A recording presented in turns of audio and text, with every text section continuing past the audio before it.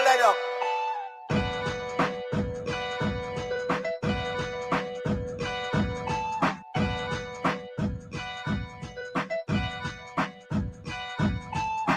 If it had not been for the Lord who was on our side, now may Israel say, if it had not been for the Lord who was on our side, when men rose up against us. Listen to the words I'm speaking, pay attention. It's beneficial for your life, homie. Tired of being under heathens. That's why the world ain't doing right, homie. So they killing all our leaders, teachers. Set us up with bogus preachers. Man, we need the Most High to free us. Please, pay attention to the light, homie. All praise to the Elohim. That's where I get my strength to stand tall like the Anakim. All praise. Top of the mountain, the Gerizim can back down like Moses' veiled face, glowing yellow beam. Okay, Levy got the sword, all on the side of the Lord, make war for the new regime. Pick a side. Too many harlots, foreheads, need for that, ain't wanna say it, but it's time. Through the Torah, not being Ketuvim. Modern day sages, this ain't Vegas, we ain't keeping secrets. Black man in America is crabs in a barrel, stole by pirates of the Caribbean. John Hawkins, Barbosa, same European. And they got the nerve to try to make us pledge allegiance. Swing low, sweet chariot. Y'all please take us home, we what you tired of living under heathens. Yeah. Listen to the words I'm speaking. Please. It's beneficial for your life, homie. Tired of being under heathens. That's why the world ain't doing right, homie. It's on us too. They killing all our leaders, teachers. Set us up with bogus preachers. We need the Most High to free us. Please, pay attention to the light, homie. Look, gave Ptolemy our plight. That's a rapper's halo overhead, your modern day. Put that story to bed. Yahweh said, for your sins, no other man can lose his life. That's a fact. Your priests wear collar, mines wore a breastplate with sapphires, rubies, ice. Decked out like the back of your multi-family home. In the South, we still living under Rome. Part two. Obedience could bring Judah back to throne. Turn Israel to a house from rejected cornerstone. Serving as king still make me ecstatic. Make me want to sing, instead I'ma rap it. Doing this law presented on tablets. Talk about the Holy One, you could create a classic. Your spirit ain't right, no way you can match it. Nah, trust in the Lord and you'll be well established.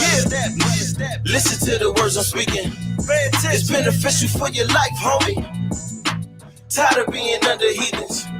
That's why the world ain't doing right, homie. They killing all our leaders, teachers. It's a fact. Set us up with bogus preachers. We don't want them. We need the Most High to free us. Pay attention to the light, homie. Tassels on my shirt, numbers 15 to 37 verse. Sisters put them on their skirts. Too much lip service, but the fields look deserted when it's time to put in work. Staring in the window to you so I see the hurt. Foolish imagery on TV, don't know what you're worth. We all have a special job, moving with the breath of God until our expiration turn us back to dirt. The darker the berry, the more they wanna use it for wine. Now use your insecurities to shine. All these trials and tribulations are divine. Without pressure, wouldn't be no diamonds in the mine. They prayed up. Just pay homage to the eternal. Too hot to be outside, the streets will burn you. A wise man learns from others' lessons. The Most High is our only protection. Facts. Listen to the words I'm speaking. It's beneficial for your life, homie. Trying to save you. Tired of being under heathens. That's a fact. That's why the world ain't doing right, homie. It's on us too. They killing all our leaders, teachers. Set us up with bogus preachers. We need the Most High to free us. Pay attention to the light, homie. Look. Pay attention to the light, homie.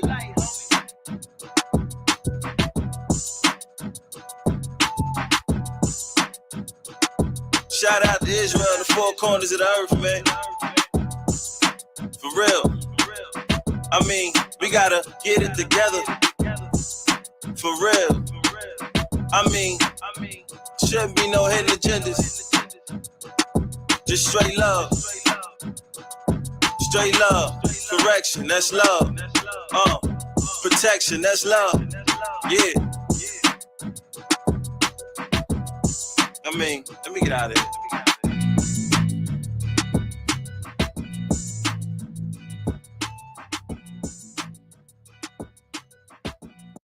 Shalom, shalom. Peace and blessings from Shema Yisrael. I am Chief HezekiYAH. Welcome, brothers and sisters, to the Power of Prayer series. Let us rise up and face the east and give honor and praise to the Most High Yah. Hallelujah.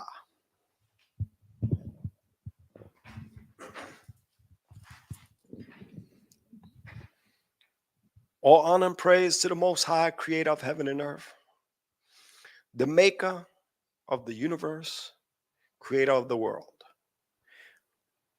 Thank you, O great and mighty King, for the blessings that you have poured upon us, for what you have brought to us is the law of life. You brought us truth.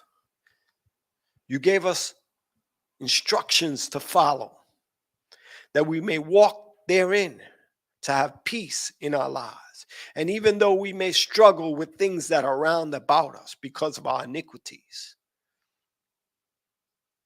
we thank you for giving us these things and enlightening us so that we may learn that the evil that comes upon us is to make us better, and is that we will not win if we walk away from your law. Your law is our light, our guidance. Your law is our peace and our truth. Your law is also our protection. You give us all these things under that banner. Toda Rabbah Yahuwah, for all you do for your people and all those that call upon your name. We ask you, O great and mighty King, to bless the spiritual leader of Shema Yisrael, Hanasi, chief principal, to guide him with peace and health and strength. May you also guide his son, Nasi Natanel, with wisdom, with love, and protect him and his family. May you protect all the sons of the chief prince and guide them and bless them and be with them. May you also be with all the elders of Israel, all those that hold on to your way, and all those that cry out to you for your truth. Please honor their prayer. Grant them their wishes. Give them strength in a time of trouble and guidance so that they may hold on to your truth and to your righteousness. Take away all the old and evil ways that are in the midst of us. Allow us to be your servants in truth. Allow us to reunite with your name in the right path. Correct us in measure. Open our eyes that we may understand and that we may see to do your will in the correct manner and not the ways that we have been taught before by our old teachers. Blessed be our teachers that were before us that showed us the way. You are the leader that raised up these men and gave them the knowledge. And you passed on the knowledge to the next generation. And even though many did falter before you, we thank you, Yah, for upholding a light that we may continue to hear the truth in this day and time. Thank you for your Torah. Thank you for your truth. Thank you for your knowledge and understanding. Blessed be your high and holy name, O Yah. Hallelujah. Hallelujah. Praise be Yahweh.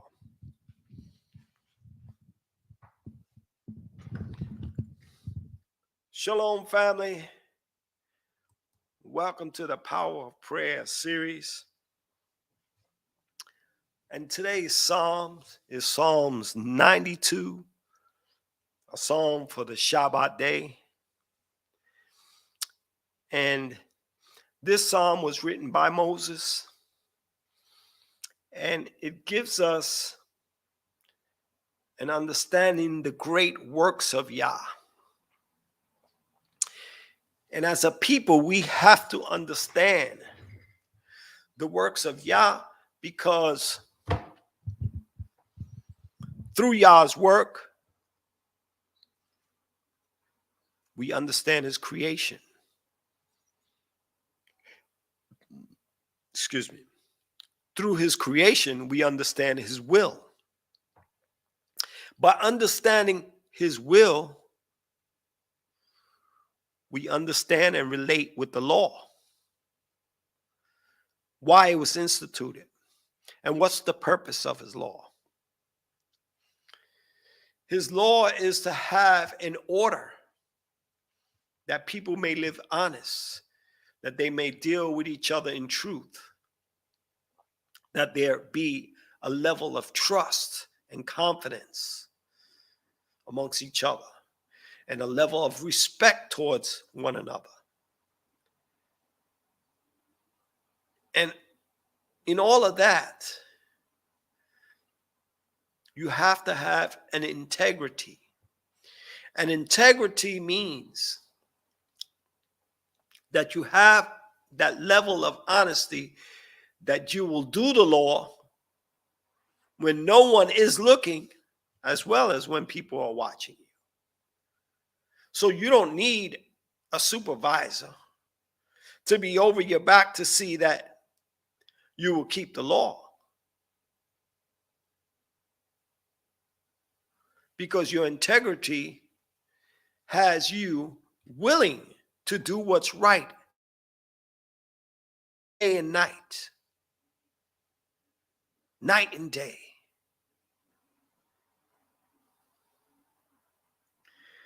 So let us go right into the Psalms so that we can see Moses in the frame of mind when he wrote this song that was dedicated for the Shabbat. So let's pay attention in a Shabbat mind what the Shabbat is about.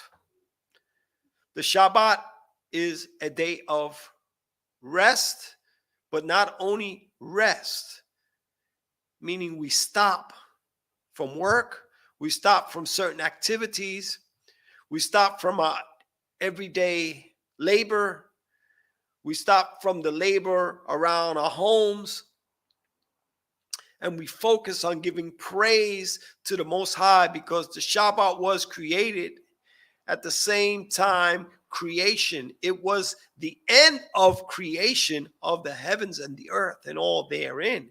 And the Shabbat was given so that the man that Yah created would have a day to himself to reflect his accomplishments, to reflect on his wrongs, failures, shortcomings, and be positive on change. The Shabbat also gives us the room to give praise to the Most High, to concentrate on giving the Most High his proper praise for all he has done. So our mind has to be clear on Shabbat. That's why when you read Isaiah 58, that he that turneth away his foot from the Shabbat and calls the Shabbat a delight and honor the day of Yehovah and calls it honorable, shall honor it, not doing his own ways, nor speaking his own words, nor finding his own pleasure. So that day, your mind has to be clear. So you have to be careful on your conversations on Shabbat. That's what we got to start getting used to, because we all still make those mistakes. But that's how we start to perfect ourselves to be better before the Most High. And the better that we get before the Most High, the better our relationship with the Most High grows. So we are mindful that we don't seek our own pleasure. So what does pleasure fall into? It falls into a lot of categories.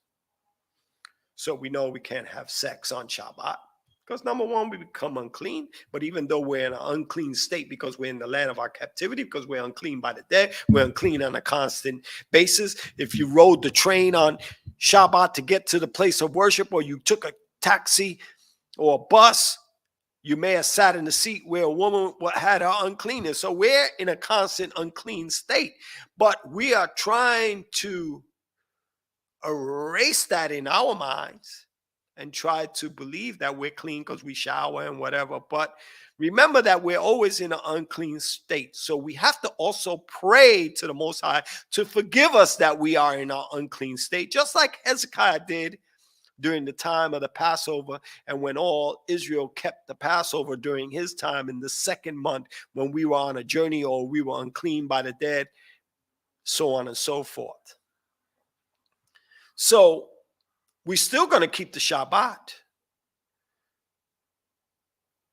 because we have to act like we're in the land. The only thing we can't offer up sacrifices. The only thing we don't have the official priest.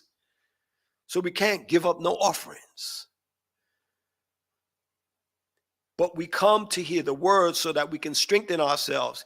We try to keep our minds clear. We don't do our own ways. We don't seek to do our own pleasure.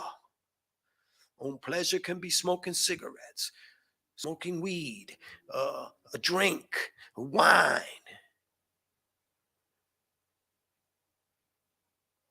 playing basketball. You know, whatever it is that's your pleasure, but may have to do with. So we have to be very cognizant and define that in a category so that we don't violate the Shabbat.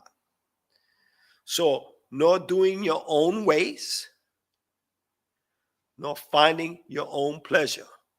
So we know speaking your own words. You got to be careful on the type of conversation that you have on Shabbat. You know, talking about the things that are going to happen after the Shabbat. Sometimes we have to try to avoid that and wait.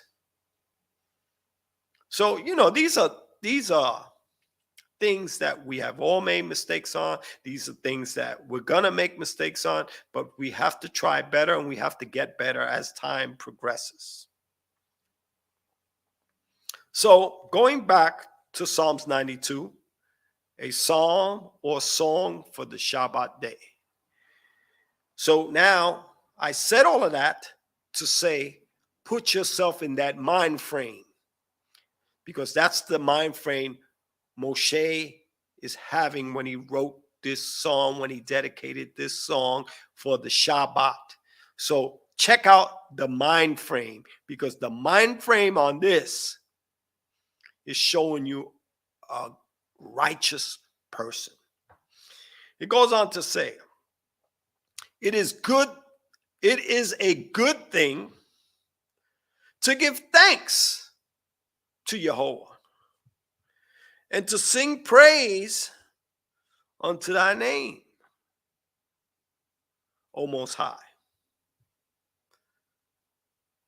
So it's letting us know that it is good to praise Jehovah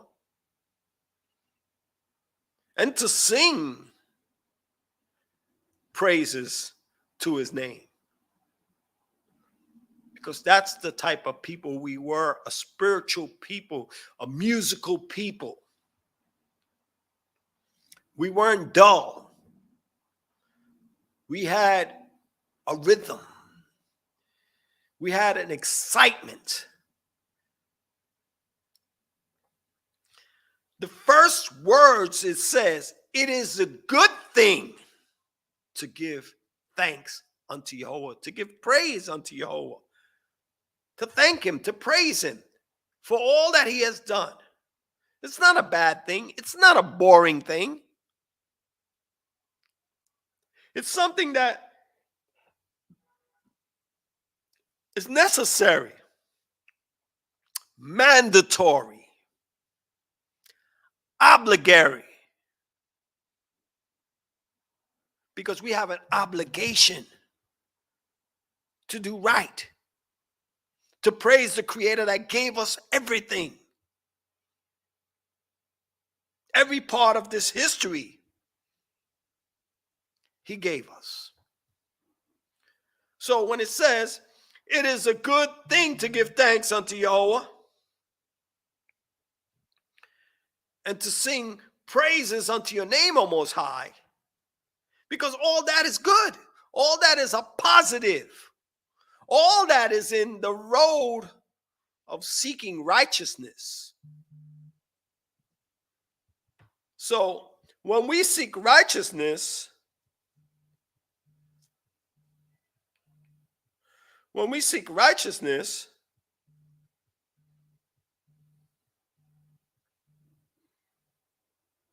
we cannot deviate from that. We cannot turn away from that. Because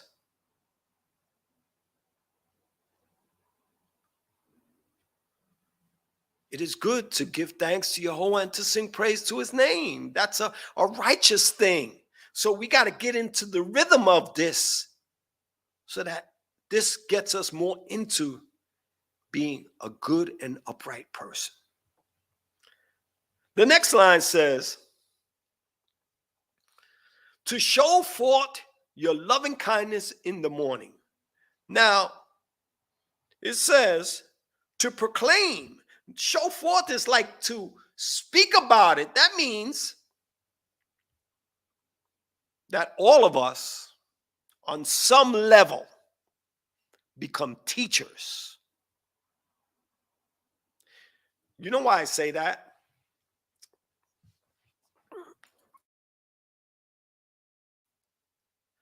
The Most High says we are a kingdom of priests. That means amongst all the nations, the whole nation of Israel are like priests. They educate people or bring people closer to the Creator. And the Lord that says, and you shall teach your children diligently. See, so it's every parent's in a household's responsibility to educate everyone in their household. You see, Abraham circumcised everybody in his household. So what did he do? Educate everybody in his household.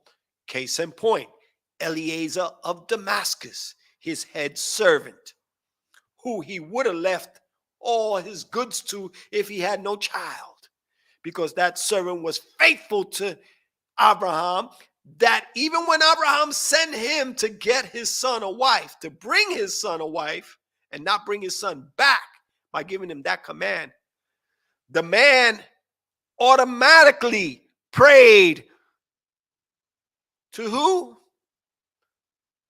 The power of my master Abraham. That means he called on the Creator. He called on Yahweh. He didn't know the name because Abraham was not familiar with that name, Yohed Wahed. He was familiar with El Shaddai. So he said, El of my master Abraham, the power of my master Abraham. Give me good speed this day and let my prayer be heard. And as he was speaking and as he tried to describe a situation and let that situation be so that he would be guided in the right path, it said before he even finished speaking, here came Rebecca. So the Most High is a matchmaker. That's what we all have to learn. The Most High is a guide. The Most High will never send us in the wrong direction. And that is why in the mind frame of Moses, it is good to give thanks to Jehovah and to sing praise to the name of the Most High. To show forth his loving kindness in the morning. As you wake up, you praising the Most High and you talking about the Most High, and the people that are around you, your discussions is going to be about the Most High, your experiences with the Most High, your enlightenment of the Most High, and what you understand about the Most High so that they can get it. It says, and your faithfulness every night. To explain the faithfulness of the Creator, that he never lets no one down. So in another version, in Sophia,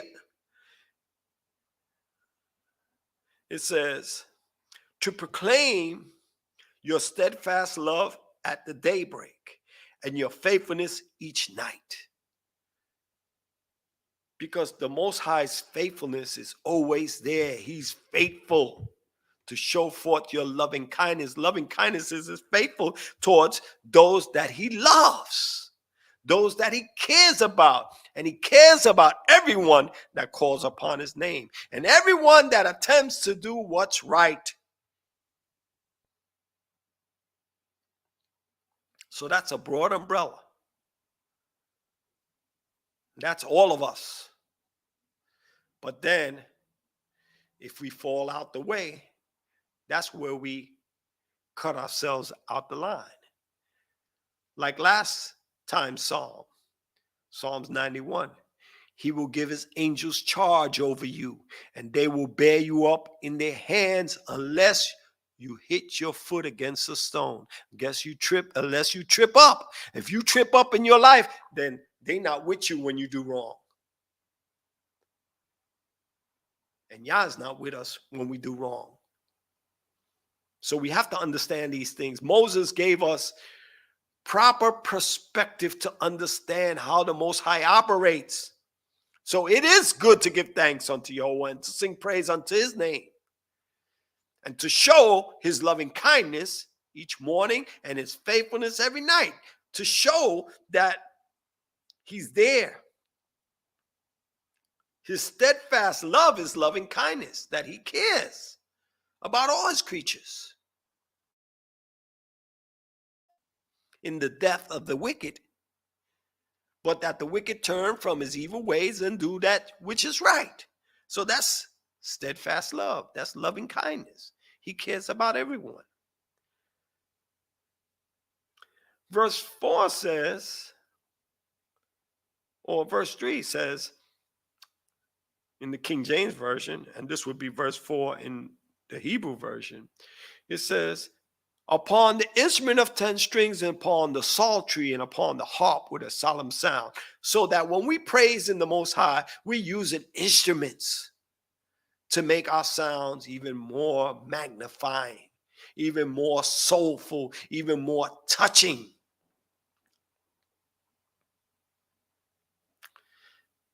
It says, for you, Yehovah, has made me glad through your work. I will triumph. That means I will win in the works of your hands. That means if I do what you commanded me to live by, I'm always going to win. That's what salvation means. The word in Hebrew for salvation means winner. That's deep. So when we grasp onto salvation, we are on the path of winning the game. So Yah is the one that makes us happy, and through his work, we win. Because those are the works of his hands. He created the law. He gave us the earth. He told us how to live. He directed us how we should be. He molded us what we should be. Now, we have free will. So we have a choice. You have gladdened me by your deeds, O Yehovah, and I shout for joy at your handiwork. I'm totally satisfied because for Yehovah makes me glad because of his works. His works are righteousness. And if we follow that, we're extremely glad. We're joyful. So when you win, aren't you happy? Aren't winners always happy? Yeah, they raise their hands because they won and they're so joyful and they got a smile from ear to ear. That is shout for joy because of the works of Yah. It says, O Yehovah, how great are your works. Now, what Moses is declaring are facts. He's testifying. He's declaring and showing the loving kindness of Yahweh and the faithfulness with facts. Moses is letting you know, you made me glad. You changed my life. Because, right, Moses was scared, uncertain, because he was on the run from Egypt. Egypt was looking to slay him, to put him to death, because he killed the Egyptian that was harming the Israelite. And he killed that Egyptian. And he ran. And even though he lived 40 years of his time, or more than that, that the Most High assured him, all those people that are after you are dead. So that's what gave Moses the confidence to go back into Egypt, because he was scared. And the Most High made him glad through everything he showed Moses, even till after Mount Sinai and all through the wilderness, so that when Moses wrote this song, he was in a great place in his life. So, therefore, the first line in dedicating to the Shabbat is to give thanks unto Yahweh and to sing praise unto his name and to show forth his loving kindness in the morning and every night, all day. You're talking about the ways of the Most High and testifying about the works and the Most High's righteousness and his benefits. Upon the instrument of 10 strings, and upon the psaltery, and upon the harp with the solemn sound. So through instruments, I'm talking about the Most High. I'm declaring, teaching people who the Most High is and what he loves. For you has made me glad through your work, and I will triumph in the works of your hands. O Yahweh, how great are your works, and your thoughts are very deep. Your mind is too deep. I can't even figure it out. It said, a brutish man knoweth not. That means a brute don't even know. It says, neither does a fool understand this. So a brutish man, which is a strong brute, don't know this. Neither does a fool understand what this is. What is this? The life that righteous people have to live, or the ways of the Most High, the works of the Most High, which is righteous life, because the works of the Most High are his laws and what he gave us. We have to live by this, and we have to act out towards each other. So a brute don't know it. Neither does a fool understand this. When the wicked spring up as the grass, and all workers of iniquity do increase, it is that they will be destroyed forever. So this is what they don't understand. That's why they keep on living their life. They don't change from their evil. The brute is too dumb, and the fool is ignorant. They don't understand that when they see wicked people prospering, that means they're going to be destroyed forever. They have no way of gaining salvation. See, so when we point the finger as Israelites or people that have knowledge about the Creator, saying, look at all these people that don't keep law. They got Mercedes, they got a house, they got jewelry, they got this, they got that. We try to compare ourselves, and then we come in this way of life and we struggle even harder. And we don't think that the Most High is putting us through a cleansing process, to putting us to think and humbling us. And those people, he don't care. He letting them prosper, but they're to be destroyed forever. With us, we have a shot of salvation. We have a shot to win. That's the difference. So that's why he goes on, because Moses understands that people are looking at and pointing the finger at other people. Look how they live. They don't keep Shabbat. They don't do this. They don't do that. And they are all right. I come to do this way. I keep Shabbat. I eat right. I try to keep the law. And bad things keep happening to me. We're not using understanding. We're not taking a step back and looking at ourselves in a deeper glasses, at a deeper perspective. So the brute don't know, neither does fool understand that when the wicked multiply and workers of iniquity shine, it is that they will be destroyed forever.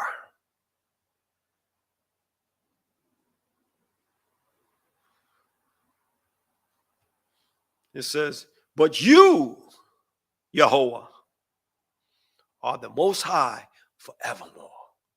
The Most High lives forever. So there's no time limit with him. So what does that line mean? It's better to be on Yahweh's side and not on the side of the wicked, because they're destroyed forever.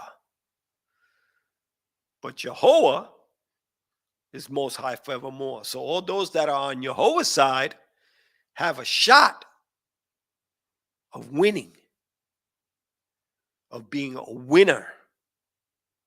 That's the way I got to put it. So we can understand that there is a purpose on serving Jehovah. And there are points that we gain.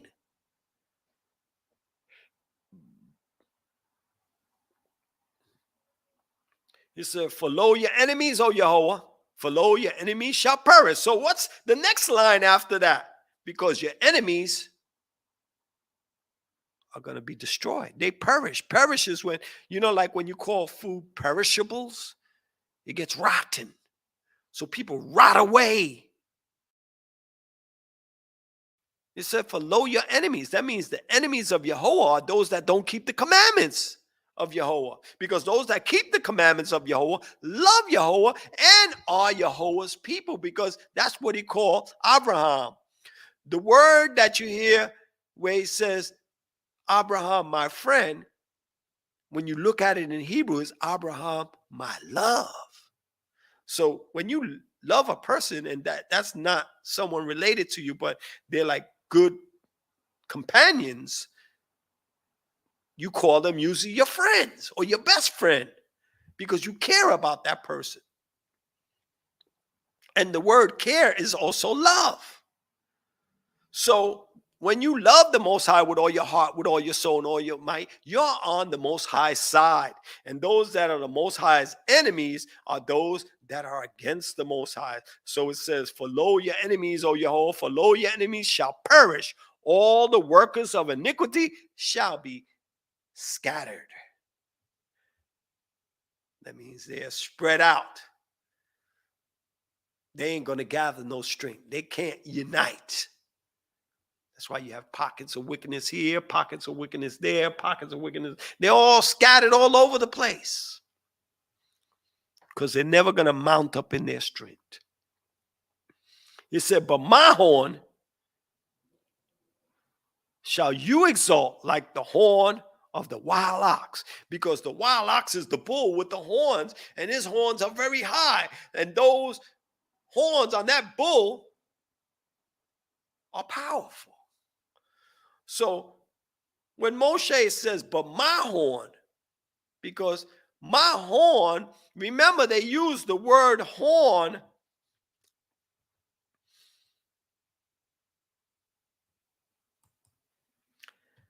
says queen,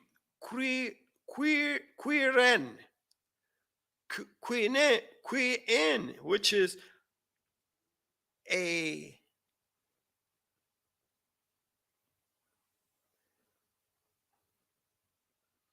has a few meanings. Give me 1 second because I lost my spot. Quiren, which means horn, but it says the corner of the altar, a peak, like the point, or figuratively, power. So my power, my strength, you have raised up, like you raise up the strength of the wild ox. Wild ox is hard to tame. You see that in bull riders with those wild ox. You can't just control an ox just like that. So ain't nobody can control you when the Most High lifts you up. Because your horn is your peak. When you're at a high state, you're like the tip of a mountain. You have some type of power because you're with the Most High. So therefore you are exalted like the wild ox, and I will be anointed with fresh oil. And that meaning is that I'm anointed by the Creator. I'm chosen by the Creator, because when you're anointed by the Creator, you're chosen. So that's a figuratively speech where he says, I am anointed with fresh oil. But what is basically saying that I'm chosen, like the way the Most High chose Aaron, like the way the Most High chose the king, like the way the Most High chose the prophets. You are a chosen one because you are anointed by Yah.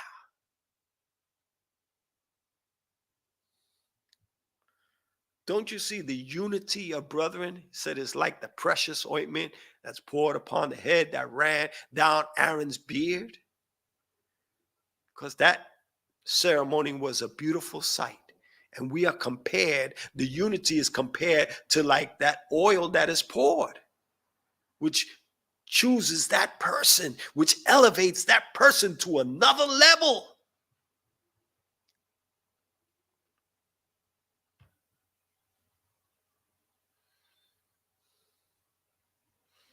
Verse 12, we're in Psalms 92, verse 11. My bad, in the King James Version. My eyes also shall see my desire on my enemies. So let me go back. Follow your enemies, O Yahweh. Follow your enemies will perish, and all workers of iniquity will be scattered. So all those that are against Yahweh, they're not standing strong. He said, but my horn, which is my strength, you will exalt like the horn of the wild ox, like the strength of the wild ox. And I will be anointed with fresh oil. That means, and I will be chosen because I'm doing what's right. I'm on your side. In other words, that's what Moses is saying. So we have to look at that perspective. If we all are following after righteousness, that's what we can say. My eyes also see my desire on my enemies, and my ears shall hear the desire of the wicked that rise up against me. So all those that come against me, because I'm serving Yah, and I'm on Yah's side, because Yah is raising me up and lifting me up and choosing me, that now anybody that comes against me, I'm going to hear what happens to them. And I also will see. Because he said, my eyes also shall see my desire, my enemies. What I want them out of my sight. I want them out of here. And the Most High will take them out of here. And you'll hear what you want to happen to those wicked people. He said, and my ears shall hear my desire of the wicked that rise up against me. Remember when the people rose up against Moses, how many times did Most High come and wanted to destroy people? Only because Moses prayed on behalf of the people, the Most High didn't destroy the people, but he wanted to destroy them when they came against Moses. Even when Miriam and Aaron spoke against Moses, the Most High got angry at them. So when you are right before the Most High protects you against everybody, even against your own blood, because you become one of his favorites. That's what it means that you're poured with fresh oil. You're chosen.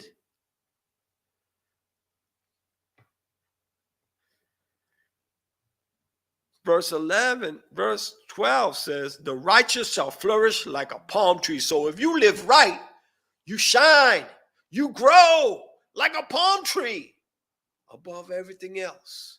Beautiful. Says, and he will grow like the cedar in Lebanon. If you ever seen those trees, Google cedar of Lebanon and look how high and beautiful they look. And that's how we become We have a higher status than everybody else.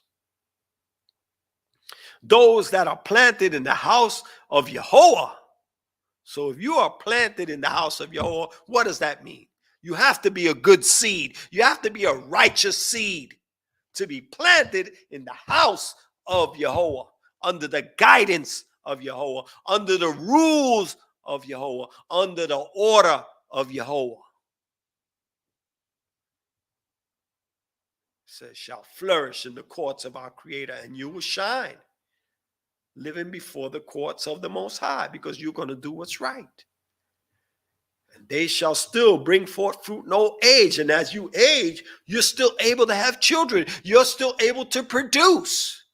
You're still able to work. And they shall be fat and flourishing, and you will shine, and you will have. You won't be broke and poor. To show that Yahweh is upright, because that's going to show that Yahweh is righteous in his words, in his deeds, in what he thinks about us. To show that Yahweh is upright. He is my rock. That means he's my protector. And there is no unrighteousness in him. That's the testimony. We know that he's not unrighteous. He don't show no unrighteousness. Only men do that. So with that, we have to understand that with Yahweh, there's no wrong. He don't live by wrong. Only man lives that way. Only man does wrong.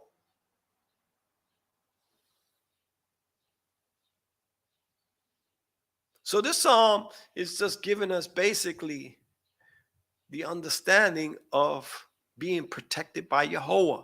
And when Yahweh said the Shabbat is a sign between me and the children of Israel forever, that keeping the Shabbat is keeping of the law, and in keeping the law, the Yahweh lifts. So when Yahweh lifts you up, he also chooses you and protects you. And anyone that comes against you, you're going to hear about what happens, even if you don't see it, but you may see it in some cases, and in some cases you may hear about it. And you know that if you are close in living to right, you're shining. And Jehovah will lift you up like a palm tree and like the cedars of Lebanon. You're above everybody else. That's the type of stature you're living in. That's the level you're on. And you will still bring forth fruit in old age and be full of, and shall be fat and flourishing, to show, because by you living in that way, you showing that by living in the way of Jehovah, that Jehovah is upright and there's no wrong in him. That's why we have to be a light to other people. We have to live right so that when we are blessed, other people will see it. Let us now go to Deuteronomy 32, which is the Song of Moses, which when we were reading Psalms 91, we were also in the book of Deuteronomy 31, where Moses was told to write this song and rehearse it in the ears of the children of Israel, that they should memorize it, and that this song would be a testimony to them. It would testify to them that when they go off, this is what's going to happen. So this song was written in the book of Deuteronomy 32. And it starts off by saying, "Give ear, O heavens, and I will speak. Give and hear, O earth, the words of my mouth." So Moses starts this song calling on two witnesses, because two witnesses establish a situation. Like, in order to put someone to death, you need two or more witnesses. Said 2 or more witnesses establish the matter. So these are the 2 witnesses that Moses called on. Heaven and earth to hear what he speaks now, because he's going to testify to the children of Israel, and they're going to acknowledge what he says, and they are the witnesses. So when they do things in secret, heaven and earth is always around. So they know what we're doing. He said, my words shall drop as the rain, and my speech shall be pure as the dew, as the small rain upon the tender herb, and as showers upon the grass. Now, after he calls for 2 witnesses, he said, my words are going to drop down like rain. Rain is nourishing to all grass, trees, creatures. It gives life. So the words that Moses is going to give to the people is to sustain life. And his speech is going to be pure as the dew, because the dew is pure. There's nothing in the dew when it comes up. There's no poison in it. It's pure water, which the Most High created. And as the small rain, like light rain upon tender herb, where that type of plant can't take a hard rain, but the Most High gives it gentle rain so that it survives. So that's what Moses is giving the people, words that will nourish them to survive in life.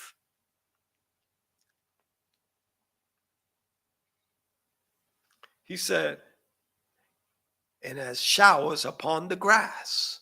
Because what do showers do to grass? It nourishes, gives it strength so that it can multiply. Because I will publish the name of Jehovah. Publish is like a newspaper. You putting out the name. And that's what Moses is. I'm going to talk about Jehovah. So, psalm dedicated for Shabbat. Moshe said that he will teach and talk about the Most High and declare his name. And here he's doing it again in this psalm, which he was commanded by Most High to write and to teach the children of Israel. And he's saying, and I will publish the name of Jehovah. Ascribe greatness unto our Creator. Now, the word ascribe in the Hebrew is HezekiYAH, which means to take, to give. So it's like signing up as an obligation to praise and to be ecstatic with emotion and feelings, to publish the name of Jehovah and to talk about his greatness with enthusiasm so that people can see it and feel it and know that Jehovah is powerful. He said, he is my rock, right? Like he said in the end of Psalms 92, he's my rock and there's no unrighteousness in him. Again, he says, my power, because a rock is hard to crack. He's my fortress. He's my defense. My power. He said, he is my rock.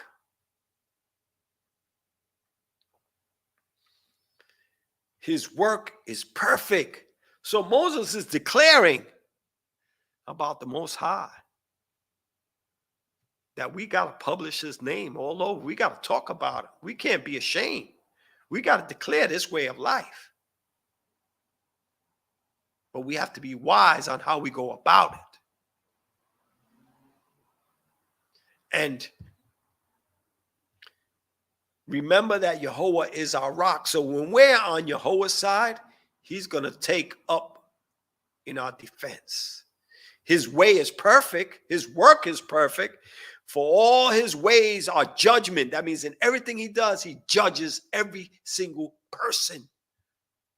So that's why we can't even step out of line when we're living in this way of life and when we're dealing with other people and when we're talking about Yahweh to other people. We can't be disrespectful. We can't be rude. We can't be mean. We have to show a righteousness. We have to have a level of respect until that person crosses the line. Abraham had respect to the Hittites. When he bowed to the Hittites, he knew they were idol worshipers, but he showed them a level of respect because that was part of communication. When you communicate with people, you give them a little respect, they give you respect right back because they know you're friendly.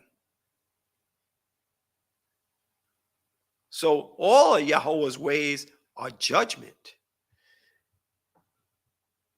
A power of truth. That's what he is, a power of truth. Because the word in the English says God, and in the Hebrew, it's El, which is also power or might or strong.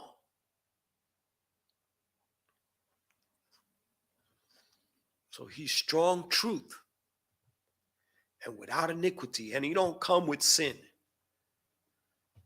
Just and right is he. He's fair and he's always right because he created the laws of truth. He created the laws of righteousness.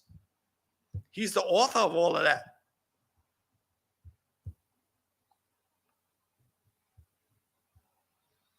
So what Moshe is breaking down, he's telling the people, I call on heaven and earth to hear what I'm about to say, and I'm going to speak purely nourishing words for you to hear. And then he talks about Yahweh. I will publish the name of Yahweh. Ascribe greatness. That means sign up to the greatness of our power. Because he is the rock. His work is perfect. For all his ways are judgment. He is a power of truth. And without sin, they have corrupted themselves. Their spot is not the spot of his children. Now, when he said they have corrupted themselves, because this song was written with the intentions of futuristic situations, knew that the children of Israel were going to turn away once Moses died. So this is their testimony to them. That's why this song was commanded. No, this song was written, commanded by Yah to Moses, to teach the children of Israel that they may teach it to their children and rehearse it and have it memorized so that they remember when things happen to them because they corrupted themselves. They went away from serving Yah, that they're not the spot of his children no more. That means he disowns you when you live unrighteously. That's why it says in verse 5, they have corrupted themselves. Okay? Their spot is not the spot of his children. They are a perverse and crooked generation. Perverted. They're going against the law and they're crooked. They're a generation of liars and thieves and cutthroats. He says, unworthy children, that crooked, perverse generation. He said, their baseless has played Elohim false. They played the creator in a false pretense because they say, yeah, we're going to serve Yahweh. We're going to do what's right. But they didn't. But this is to testify to us that we were going to turn away. And then when we did, the Most High was going to disown us like he did. He says, do ye thus requite Yahweh, O foolish people and unwise? So what this line is saying is that this is the way you pay Yahweh back? Oh, foolish people and not smart.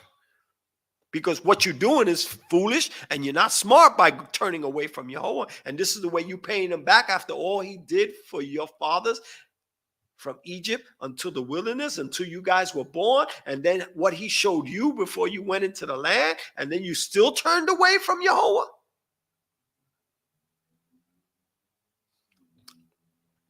Is not he your father that have brought you? So this is what he's telling. Ain't he your father? He's the one that made you, that gave you life. Have he not made you and established you? That's the question. But we know the answer is yes. He said, remember the days of old. Remember what happened in the past. Consider the years of many generations. And ask your father, and he will show you your elders, and they will tell you. That means if you go back in time and you ask all those that were before you that served the Most High, who you came out of, Abraham, Yitzchak, Yisrael, and the 12 sons. If you ask them, they're going to tell you what they did right and what they did wrong. And they're going to plead, don't make that same mistake. So, verse 8, it said, when the Most High, it says, see God, when the Most High divided the nations, their inheritance, when he separated the sons of Adam. So we're going back in time. He said, when Most High divided the nations, their inheritance, when he separated the sons of Adam, Shem, Ham, and Japheth,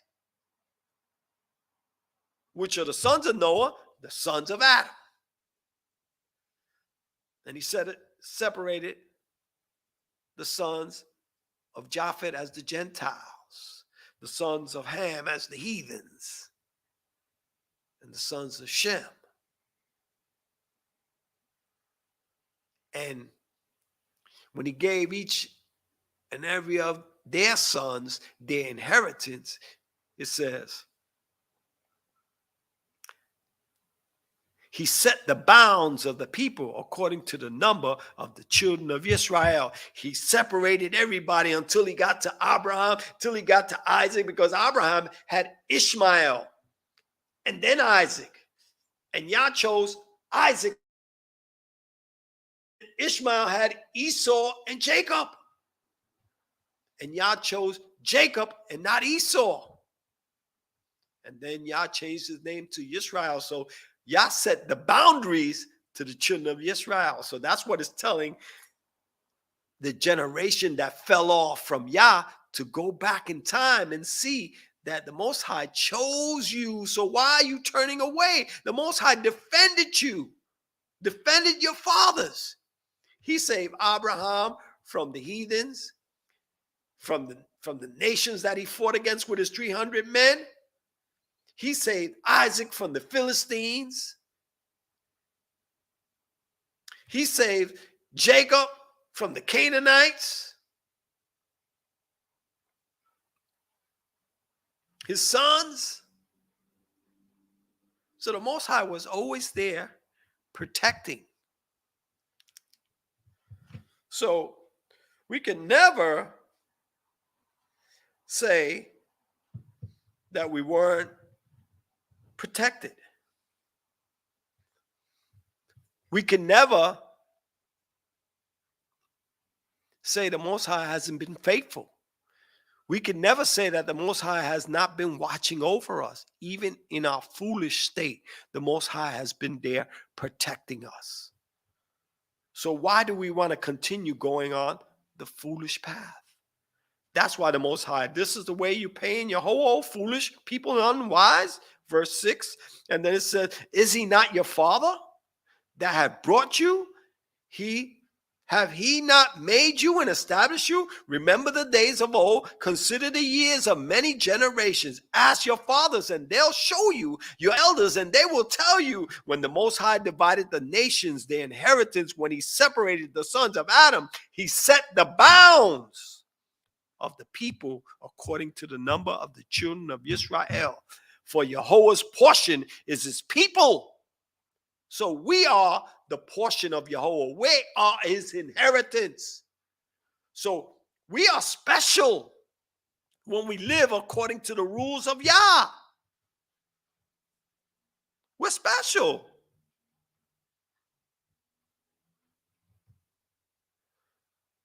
So why would we play ourselves cheap? Why would we downplay ourselves as a people? Because other nations downplay us. Other people describe us as nobodies. But Yah said that we are somebody, and Yah did say, and Moses did testify to us, that when we do right, he will lift us up. He'll lift our horn on high like the wild ox, and then he'll choose us and protect us. And then we'll hear and see all those that come against us. What's going to happen to them when we do what's right and we stay living in the right way.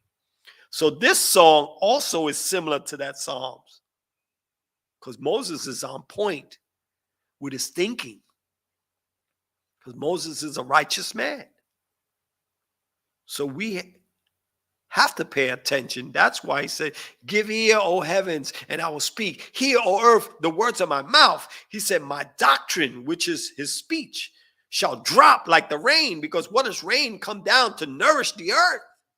My speech shall be distilled, the word distill, which is pure, no additives, nothing mixed with the water, pure as the dew, as the small rain upon the tender herb, meaning gentle. His word is going to come gentle to even those that are weak, to those that are fragile. Think about that.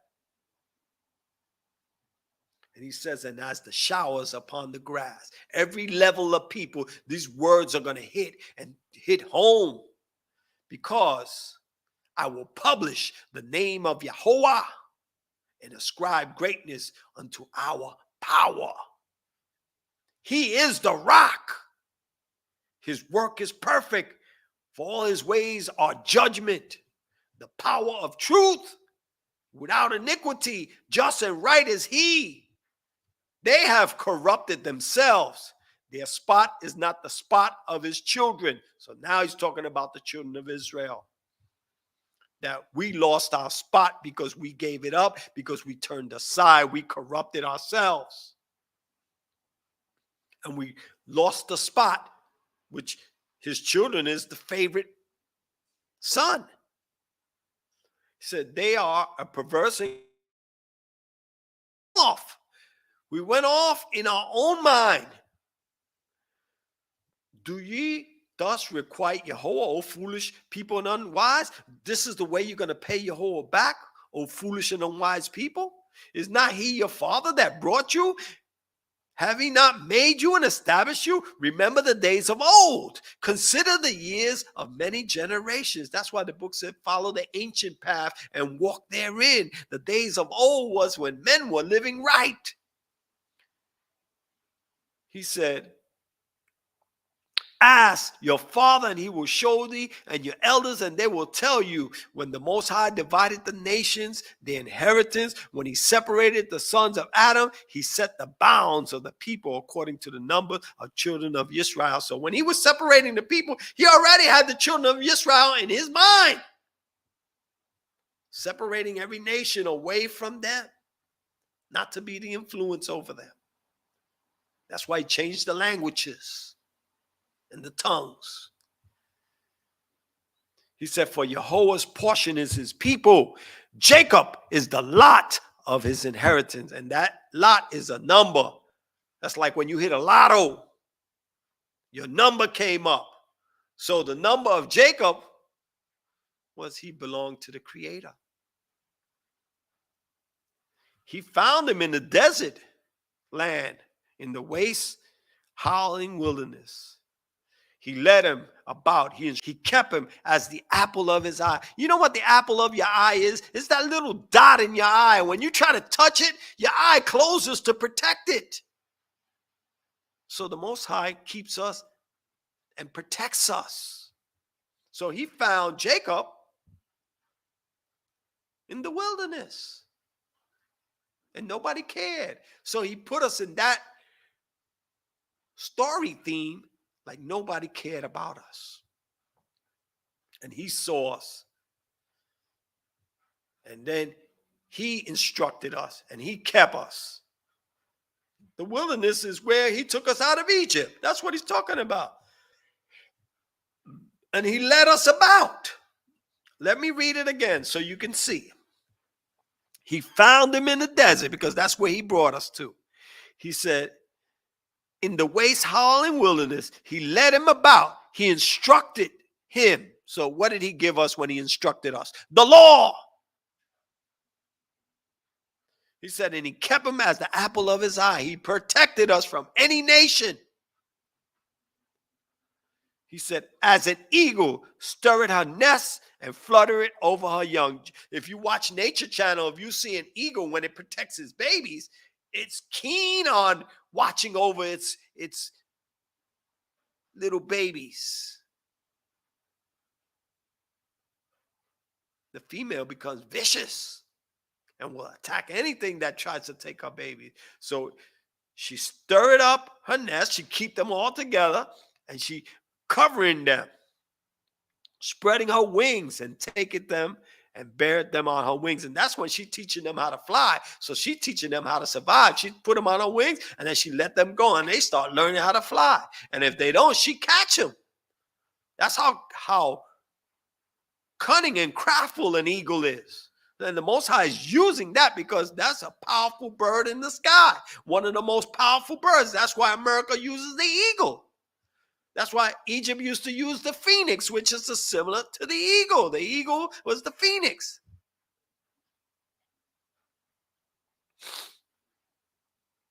It says, verse 12, when Deuteronomy 32, verse 12, it says, so Yahweh alone did lead him, and there was no strange God with him. So Yahweh is the one that led us out of Egypt with no God. We didn't have no type of other gods, no son, no daughter, no cousin, no helper, no secretary. It's letting you know right there. So Yahweh alone. Come on.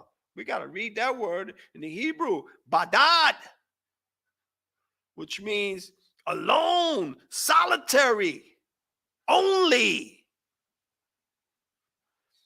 Did lead him, and there was no strange God with him. You have nothing else. That's why the first commandment is, I am Jehovah, your creator, the house of bondage. You shall have no other God before me. Plain and simple.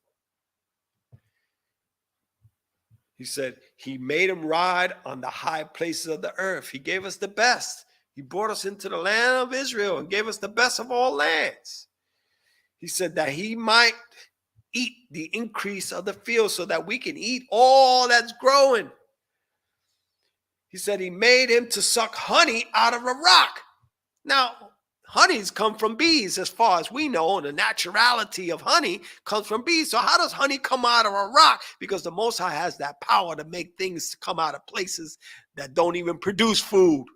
That's what it's the similarly saying, because we never read a part in the book that the Most High made honey come out of the rock. We read that he made water come out of the rock. But what he's saying in a figuratively way, that he brought food out of a place that you can't grow food out of.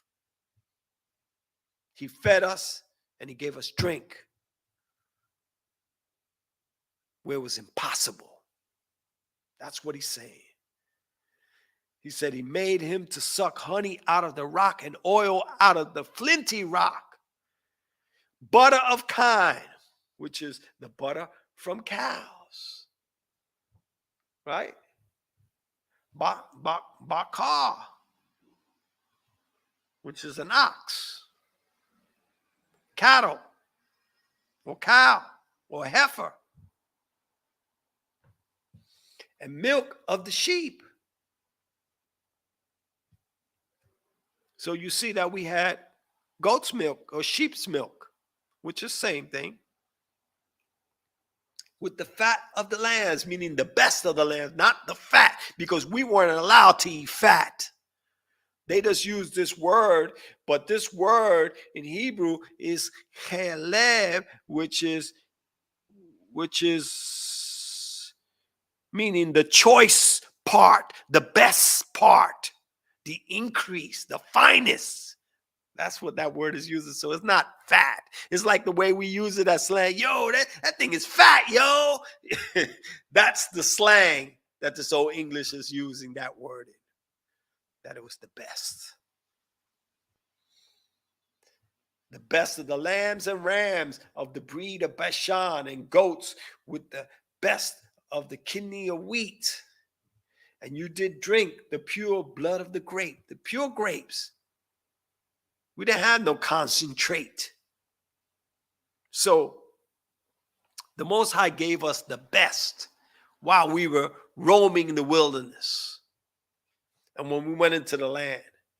Now, in verse 15, it said, but Yeshurun, which was a poetic name for Yisrael, the word Yeshurun means, give me 1 second, upright.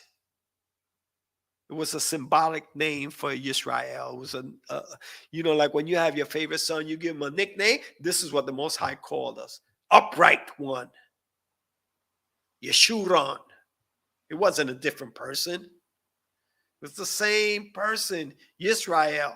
So he said, but Yeshurun waxed fat. That means he grew, he shined, he spread out, he became powerful, he had abundance. We grew, and then we got arrogant. He said, but Yeshurun waxed fat and kicked. We started to become hated because we got too arrogant. We fell off our pedestal. That's what it means. He says, you are waxing fat, and you are grown thick, and you are covered with fatness. Then he forsook Elohim. He forsook Elohe. He forsook the power which made him and lightly esteemed. That means he fell off. And it's kind of like you were being foolish and wicked. And wicked. The rock of his salvation is like you went against the rock of your salvation. You went against that's going to make you win. Because the word salvation, which is Yeshua, which is salvation. It's not the name of a person, it's the word. It's saying victory or deliverance. But if you're delivered, you won. So that's why the word victory is there.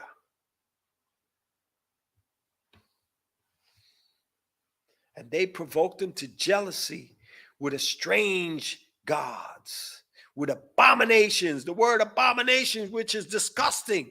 These statues are disgusting to Jehovah. And we bowed to them. And we provoked him to anger. They got the Most High angry.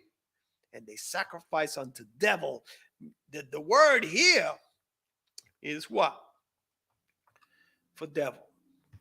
Shed or Shade, which is like demons. Because that's what it is. You're worshiping it to evil, which is not the Most High.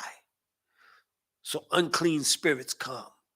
And that's where you call evil, and that's where you call demons, because it's unclean spirits. Because the Most High puts an evil spirit on you to destroy you like he did Saul. So that's why those things bring demons. See, we got to get an understanding. When we get an understanding, then our fight to victory becomes easier, because we don't fall into the ways of our fathers and the ways of the people of the land where they fell short.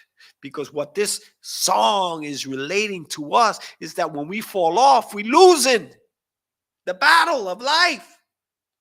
We losing the battle of righteousness.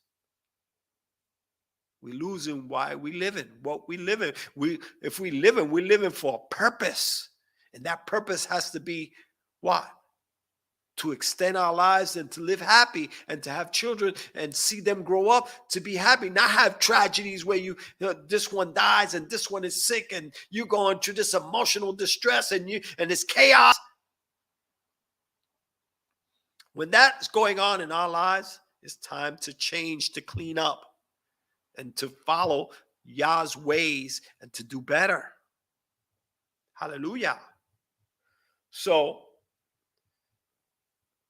Deuteronomy 32 verse 17, it said they sacrifice unto devils, which were demons, and not to Elohim, to gods whom they knew not, gods we don't know nothing about, to new gods that came up, newly up, new trending, new generation, create new gods. Put a little more pizzazz to it, a little more style, a little more flash to attract people. He said, new gods that came up newly, whom their fathers fear not. Abraham didn't regard any of these things. Yitzchak didn't regard any of these things. Neither did Yaakov regard any of these things. He said, of the rock that begot you, you are unmindful, meaning the power that gave us life, we are unmindful about him. We don't care.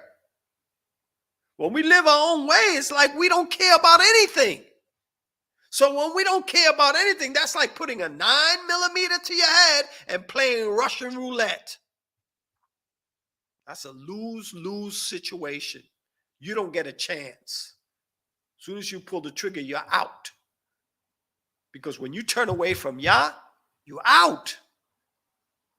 That's why he said from the beginning, is this the way you're going to pay back Yah, you foolish people and unwise? Because if you were smart, you would understand that you never win when you go against Yah. Salvation comes to those that are humble, those that want to live, and those that want to fear Yah. That's where victory comes in. So, it says, of the rock that begot you, meaning the power that gave us life, we are unmindful and has forgotten the power of God who gave us life, who gave us our body, who gave us wisdom, who gave us strength. He said, when Yahweh saw it, he hated them. That means when Yahweh saw how they turned away from him, it turned into hatred. It's like when you love somebody and you love them so much and they start to do things that are not right. And they start to be abusive and they start to not care, and their action speaks louder than their words. They may tell you they love you, but then their actions is just not matching up. After a while, you start to dislike that person and you start to despise their ways. That's what happened here. That's why it said, and when Yahweh saw it, he abhorred. The word abhorred is na'atz, which is to scorn, to blaspheme, to contemn, despise. He said he despised them because of the provoking of his sons and of his daughters. Because what they did, they provoking the Most High with serving these idols and serving these other gods. So when people call on a Yahshua and say he's the Son of God, this is the God of the Greeks, of the Israelites that fell off. And if Yah said that he's one and there's no other, and that when he took us, he alone did it. And he don't want no other. So when he see us calling on other gods that came up newly, that came up afterwards, that are new, JC falls under that category. I'm sorry, brothers and sisters. Maybe you might be mad with me for saying that, some of you. But I'm not trying to hurt anyone. I'm not trying to be against anyone. I'm just here to give you the facts, the truth. And if you disagree with me, that's fine. I will pray to the Most High that one day he will declare and open our eyes together, and we all see the truth, and we acknowledge the truth, and we bow to the Holy One of Israel, which is Yahuwah and Yahuwah alone. And don't give no credence to no one else.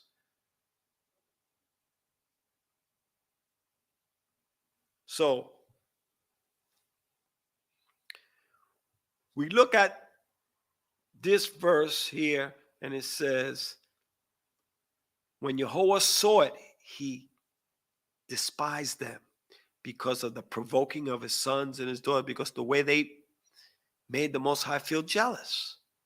And he said, I will hide my face from them, and I will see what their end will shall be. So this is the explanation why the Most High doesn't show his face in the earth.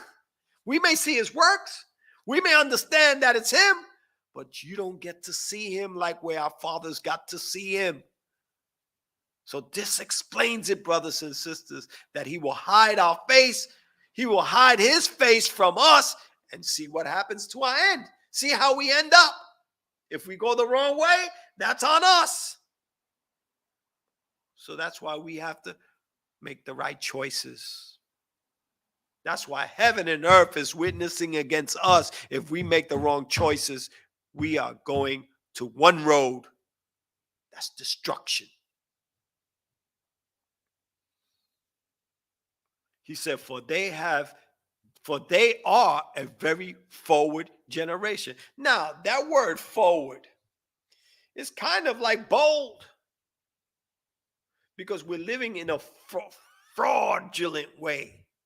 We're fakers, a very fake generation. They don't deal with truth.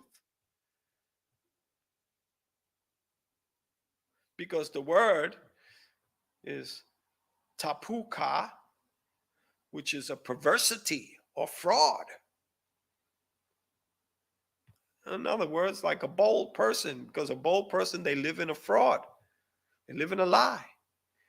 He said, children in whom there is no faith. They don't believe in the Most High. They don't have trust in the Most High.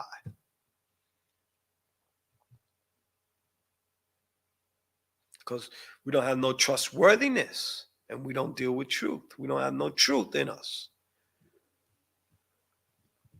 Because imun, like imunah, is dealing with truth. Imun.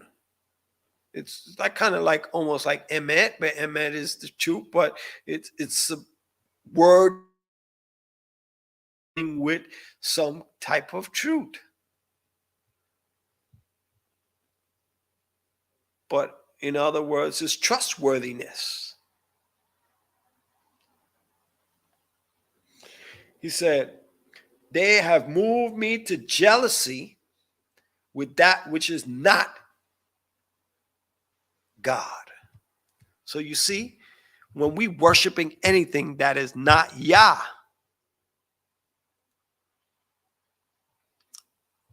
I remember Shemuel in the book of Samuel.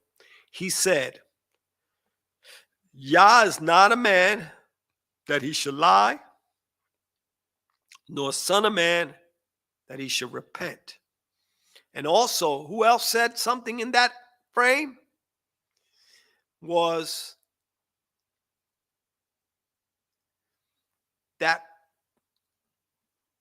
stranger that was called to curse the children of Israel by the Midianites and the Moabites. Balaam.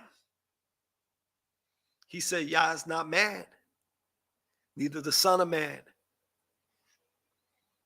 Read it and you'll see. And the Most High spoke to him and used him to bless Israel.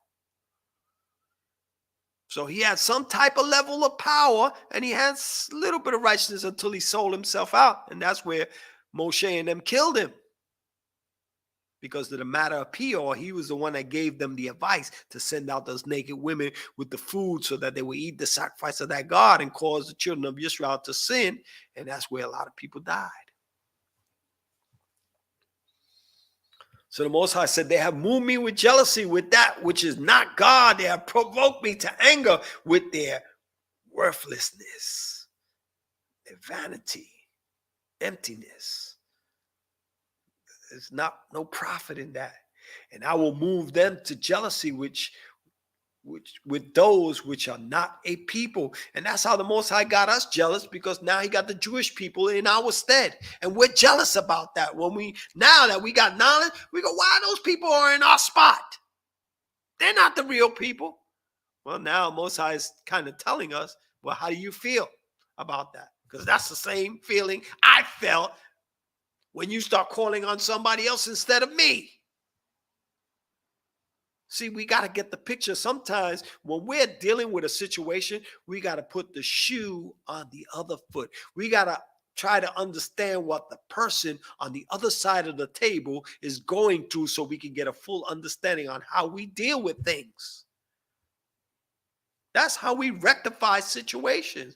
When we want to rectify, we got to understand what the other person felt so we can understand, so that then we can use wisdom in dealing with it. And then maybe when we understand, we can apologize that we were insensitive about certain things. And that's what we owe apology to the Most High, because we were unmindful. And unmindful is another word for insensitive, because the Most High is a jealous power. And being that he's a jealous power, we're not supposed to just make him jealous at any time, because jealousy, it said jealousy is the rage of a man. So what do you think about Yah when he's in that jealous rage? He'll destroy. That's why we went into captivity. And a lot of our people died because of that jealous rage, because we worship worthlessness. And that's what he said here. They moved me to jealousy with that which is not God. They have provoked me to anger, because when you provoke, it's like, you can't do nothing. You provoking that person. And if that person is very dangerous, you get them angry, they're going to harm you. So we provoke them to anger with our foolishness, worthlessness, and I will move them to jealousy. And I'm going to make my people jealous with those which are not even a people. Because look at how Jewish people dress. Look how they act. They don't even have that common sense. So they're not a people. They don't even know how to act like the real people. That's why they'll call themselves Jewish. They don't even call themselves Israelites.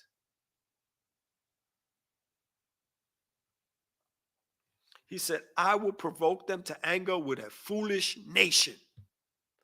Yeah, foolish nation. People that wear fur around their heads that look like a car wash.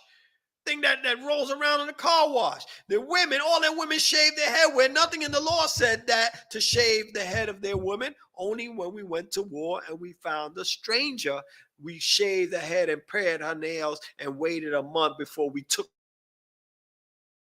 them. And also their hairstyles and all that were dedicated to the gods of their people.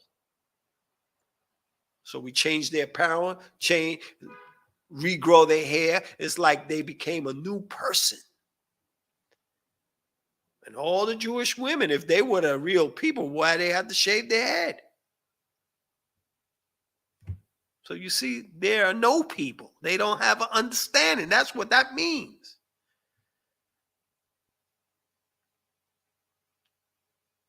So Moses was on point with everything, and this song is for us to remember so that we could reflect on it and say, man, we went off. We went way left field. We got to get back to the center of things. He said, a fire is kindled in my anger, because the Most High is still angry until we return, and shall burn unto the lowest hell, going to burn to the lowest part of the ground, and shall consume the earth with an increase and set on fire the foundations of the mountains. He's going to burn up everywhere where wickedness is at. He said, and I will heap mischiefs upon them, and I will send my arrows upon them. So wherever we at, the Most High came and got us and punished us. The sword followed us. We never escaped the sword because we came over to captivity. The sword still was right on our butts until we woke up and realized. He said, I will heap mischiefs upon them, and I will send my arrows upon them. Arrows is to take you out of here. He said, they shall be burnt with hunger. And weren't we starving at some point? It said, and devour with burning heat. And so with bitter destruction. And I also will send the teeth of beasts upon them, with the poisonous serpents of the dust. So all types of elements are against us.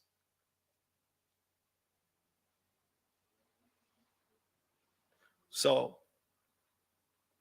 these are the elements that the Most High put against us. When we went off from the Most High, everything in the world turned against us. It says, the sword without, the terror within. That means the sword, you go step outside, you're going to get killed out there. And the terror within your household, your own children go against you, your own husband, your own wife, everybody killing each other, slowly but surely, to stress, to anger, to evil. And shall destroy both the young man and the virgin. And you destroy your children in the process. Because the broken home hurts the babies. And when they grow up in that status of a broken home with one parent can't do it. That's why you got two parents. And I know it's hard to make it, but that's why we all have to be in the right frame of mind so we can use understanding. How do we keep that level? Because women are supposed to be married, and men are supposed to have their wives, and we have to be in righteousness, and we have to make sure we take care of our families. That's why the Lord said, and you shall teach your children diligently, and talk about it when you sit in your house, when you walk by the way, when you lie down, when you rise up. You shall bind it for a sign upon your hand, and they shall be as frontlets between your eyes, so that you always remember the law, and you always talk about the law. And that's why the book talks about that. Yahweh said that he hated putting away. He hates divorce. So, and he's only talking about an aspect when we divorce in this because we just want a divorce. And we have no good reason for it. Because divorce is for a dire reason. For uncleanness, for abominations, and when things are not right. So that's why you had the judges too, to hear certain cases that were too hard so that they can make the call for you. Because our Creator deals with just weights and balance, fairness. It ain't just only to the man. And it ain't only just for the women. It's a balance. And he deals with everything in judgment. So he judges every situation.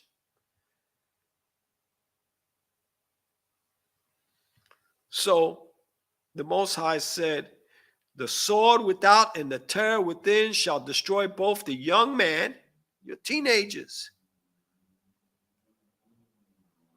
and the virgin, the young going to be mothers, and the suckling, also with the man of gray hairs, and take the babies, and then the elders. This destroys familyhood. The evil destroys the familyhood. The unity of brethren, which is like the precious ointment. And I said, I would scatter them into the corners, and I will make the remembrance of them to cease, that people forgot about Israelites. He scattered us all over the world. And then we forgot who the Israelites were. So from amongst men. He said, were it not that I feared the wrath of the enemy, but it wasn't that, if it wasn't for how evil people acted when Yahweh did this to his people, that's the reason why he revived us. Because he didn't want the name of Israel to be cut off. He just wanted us to learn a lesson. So when people start laughing and snickering and talking, you always say, I can't let this go down. I can't let these wicked people talk and rejoice over my people. So that's why he said, were it not that I feared the wrath of the enemy, lest the adversary should behave themselves strangely. That means they're going to act like they did it. He said, lest they should say, our hand is on high, and Jehovah have not done all this, that we did this. We took care of the Israelites. But Jehovah used them to deal with us. So Jehovah said, I can't let them think that they got the victory or they got the upper hand. He said, for they are a nation void of counsel. They're a nation that don't understand. Neither is there any understanding in them. Oh, that they were wise, that they understood this. He said, oh, if my people were smart and they understand this, that they would consider the latter end. They consider that at the end they're going to be destroyed. If they were just to turn and do right, I would help them quickly.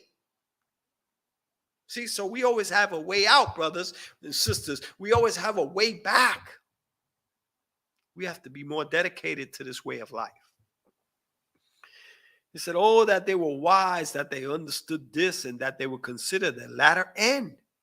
How one should chase 1,000 and two put 10,000 to flight. How can one chase 1,000 and two people put 10,000 on the run? Except that their rock has sold them and Jehovah shut them up. If Jehovah gave you up, you ain't never chasing nobody. You ain't chasing not one person if Jehovah's not on your side. So meaning when Jehovah's on our side, we are a very powerful people. We are elevated. He said, for their rock is not as our rock. Their God is not like our power. Even our enemies themselves being judges. Even our enemies, when they tell the truth to themselves, they know that their things they worship ain't as powerful as our Creator. He said, for their vine is of the vine of Sodom. That means their tree or their branches or their roots are from Sodom. And you can see it today because they're pushing that sodomy thing all over. That you got the governor from Florida signing a bill that Disney, to block Disney from programming the children with that transgender stuff and that sodomy movement. Come on. Because their vine is as the vine of Sodom. They are a branch from Sodom. And when they have that thinking of that sodomitish thinking, that sodomitish thinking destroys people. It doesn't build people up. It doesn't build familyhood. It's about selfish. It's about self-centered. It's about what they want and what they need and what they care about. It's not about the family structure. It's not about the Creator of heaven and earth. It's not about following the right rules. So that's why it says their vine is as the vine of Sodom and the fields of Gomorrah, like the land of Gomorrah. Their grapes are grapes of gall, which is like poison. So what their fruits grow is poisoning everybody. And their cluster are bitter herbs, poison, venom, like serpents poison. So they are poisoning the people with their ideology. So what it's saying is that we're growing like the Sodomites. We're following that program. We're following that of living. So the Most High is on point. He's been on point thousands of years ago. He said their wine is the poison of dragons and their cruel venom of asp, which is the poisonous snake. So that's what we got. Poison in our foods, poison in our drinks, poison in everything in our medications, poison in everything that the doctors are giving us, and it's snake poison. Come on. Just see it for what it is, because the Father is talking about it. And when you keep listening, you're going to see, man, listen to all that stuff. He said, is not this laid up in store with me and sealed up amongst my treasures? This is what the Most High said. Ain't this what's going to happen to the wicked? Because that's what I got in the box, in my treasure box for them when they do wrong. For all the people that do wrong, I'm going to give them poison to drink, and I'm going to set some snake poison amongst them, and they're going to poison themselves out of life. Is not this laid up in store with me and sealed up amongst my treasures? Yes, because the Most High has the power. Said, to me belong vengeance. The Most High is who pays people back and recompense. Their foot shall slide in due time. That means in time you're going to fall. So a wicked person is living rich and all that, but in due time he's going to slip and bust his head right in the shower, break his neck in the shower, and he's done. So for the day of their calamity is at hand. The day of punishment is at hand. So if we don't turn back to the Most High, punishment is going to come soon for us, brothers and sisters. So we got to fear. He said, the things that shall come upon them make haste. That means it's rushing. It's speeding up. He said, for Jehovah shall judge his people and repent himself concerning his servants. That means Jehovah will judge his people, but if you turn to be his servants, he will repent of whatever he said is going to happen. He'll take that away from you. He said, when he see it that their power is gone and there is none shut up or left, when he see that you're weak, but if you turn to be his servant, he's cool with you. You got the white flag, peace.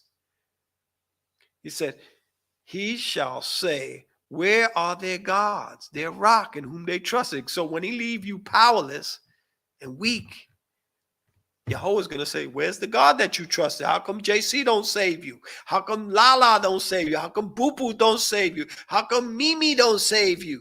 All those gods that you calling upon today can't a lick of strength to help you in your dramas. He said, which did eat the fat of their sacrifice, because they ate from their sacrifices. Yah, we can't just eat from the sacrifices we bring to Yah. Only the priest can, and then whatever we can, the priest will give us our portion for us to eat. We can't just take whatever we want. But that's what they do, and drank the wine of their drink offerings. Let them rise up and help you and be your protection. That's what the Most High is saying. You want to call on these deities, then let them be your protector. Don't call upon me when you're in deep trouble, because I'm not helping you. See now that I, even I am he. Now Jehovah is declaring his name, and Moses is doing it as Jehovah is speaking, because Jehovah inspired Moses, where now he's speaking as if Jehovah is speaking. This is the inspiration part. He says, see now that I, even I am he, and there is no God with me. I kill and I make alive. I wound and I heal. Neither is there any that can deliver out of my hand. Nobody can save when Jehovah comes to get you. Nobody can stop Jehovah. Nobody can talk Jehovah out of this. Moses was the only one, but nobody else can deliver out of Jehovah's hand. But Moses was righteous, so the Most High allowed, because he favored Moses.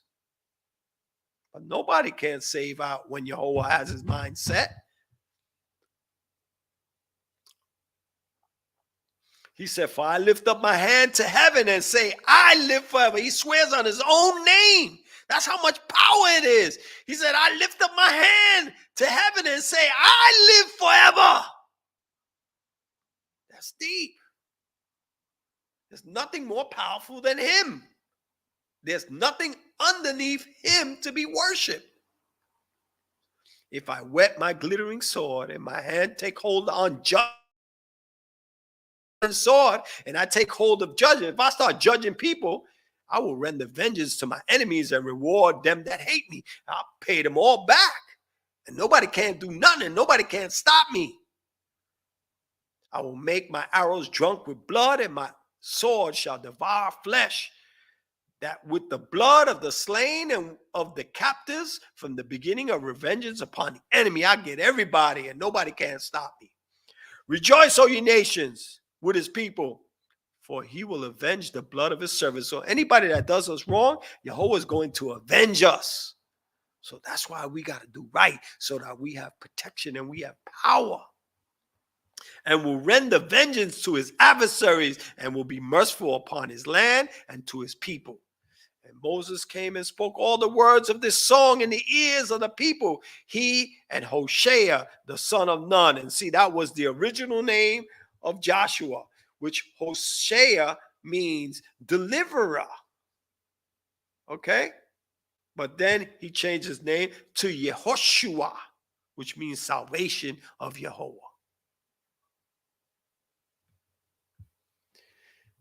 And Moses made an end of speaking all the words to all Israel. And he said unto them, set your hearts upon the words which I testify you this day. That means pay attention to these words, because this is facts. So don't get it twisted, brothers and sisters. Yahweh come after you if you don't do right. But Yahweh will be with you when you do right. And no one can change the outcome of that. That's why he said, say unto them, set your hearts unto all the words which I testify amongst you this day, which ye shall command your children, because we got to teach our children and we got to tell our children what they have to do.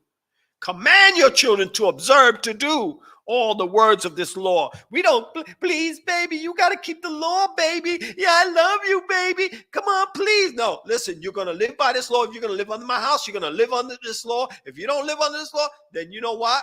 You go on and do whatever you do. If you do that, don't come back crying to me, because I'm serving Yahweh. So you have to make a point with your children, especially if they grown. Because you can't keep babying them and baby them and baby them, and they don't want to serve Yahweh. That's like with Eli. The father asked him to the prophet. He told Samuel what Eli loved his sons more than Yah. So we have to be careful with that. So it says,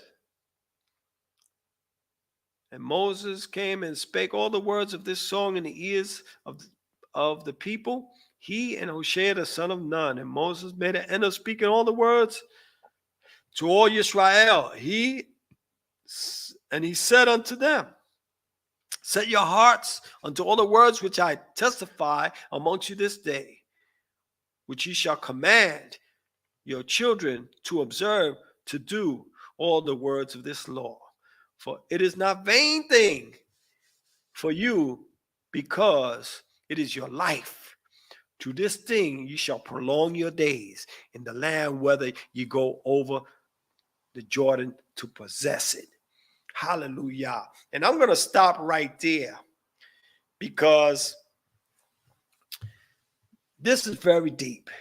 It said, it's not vain. It's not a worthless thing for us, because our life depends on keeping the laws of Yah. So through this, we prolong our lives. Hallelujah. Let us rise up and face the east. Hallelujah. Giving honor and praise to the Most High, creator of heaven and earth. We thank you for your mercy and your kindness, O Yah. Please give us strength and give us wisdom and understanding to continue to serve you and to be with you. Blessed be your name forever. Please bless and be with the spiritual leader of Shema Yisrael, Hanasi, Chief Principal. Bless his son, Nasi Natanel, and all the sons of the Chief Prince. May you hear the prayer of all the families of Yisrael that are out there that pray and plead to you. Blessed be your high and holy name forever and ever. Hallelujah. Hallelujah. Amen. Shalom. Shalom, shalom, family. Until we see each other again, this is Chief HezekiYAH from Shema Yisrael Power Prayer Series. Shalom, shalom.